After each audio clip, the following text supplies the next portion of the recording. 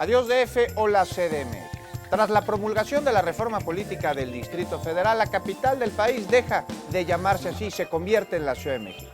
Conoce este proceso de transformación.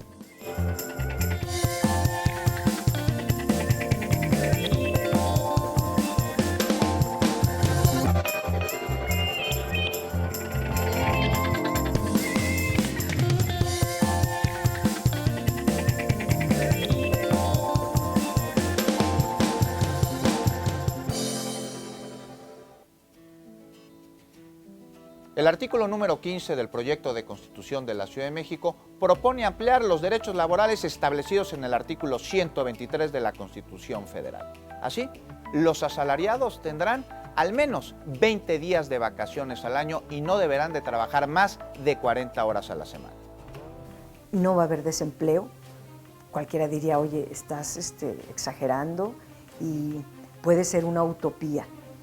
Si se ve integralmente el documento, que estamos también atendiendo toda la potencialidad económica de la ciudad. Por ejemplo, tenemos un turismo con una beta de potencialidad desaprovechada. Tenemos muchas otras ramas. La propia economía agrícola es algo importante. La política de vivienda, la política urbana se prestará a que haya más empleo en la ciudad y pueda haber incluso oportunidades de un salario mejor remunerado. Y justo lo que nosotros estamos buscando en uno de los aspectos es el desarrollo empresarial y el emprendimiento en la Ciudad de México. Cuando nosotros revisamos el proyecto de Constitución, la verdad es que no encontramos esta vocación productiva dentro del proyecto constitucional.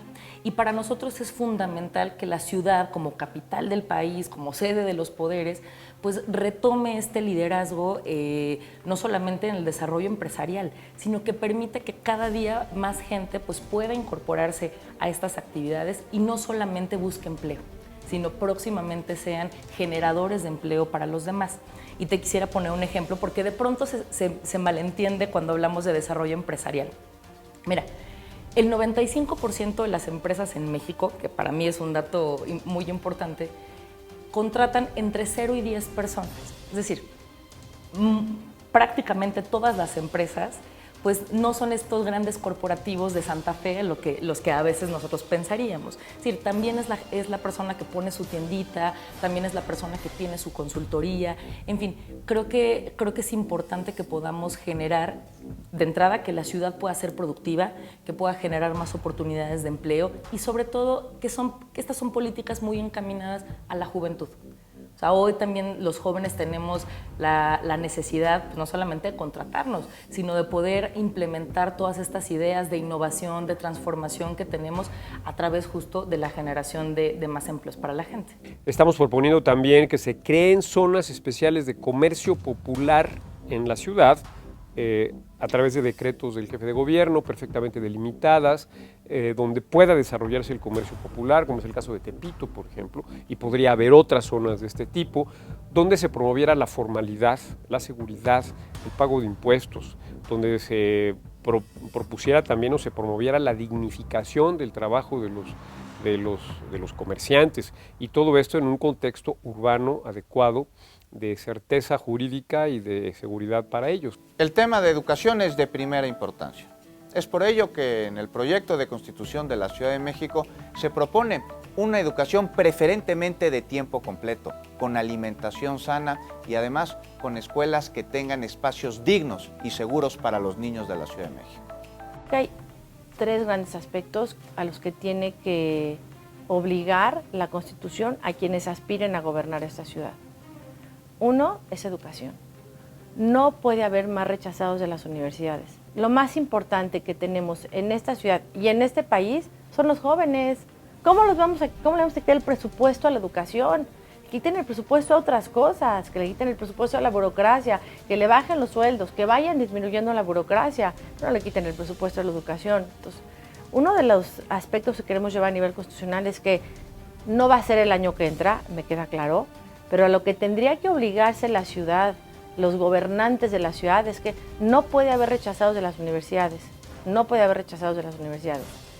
2, tienen que fomentar la creación de empleos. Y ahí hay una alianza con el capital privado, ¿no?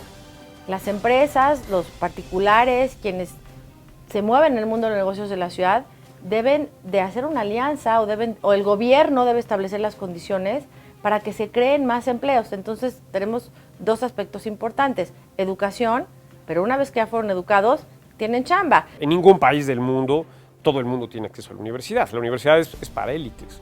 La universidad es para la gente mejor capacitada, para la gente mejor preparada, para la gente que tiene las mejores aptitudes para recibir una educación superior. En cualquier país civilizado del mundo esto es muy claro. Hay un proceso selectivo muy estricto para poder ingresar a las universidades. El papel de un gobierno progresista en este caso es ofrecer educación media y media superior de calidad, competitiva, bajo estándares internacionales, para que los egresados tengan empleo y puedan desarrollarse profesionalmente en los sectores de actividad que son prioritarios para la ciudad. Cuando te hablo de educación, te estoy hablando de cultura. O sea, yo no entiendo la educación sin la cultura, de ninguna manera.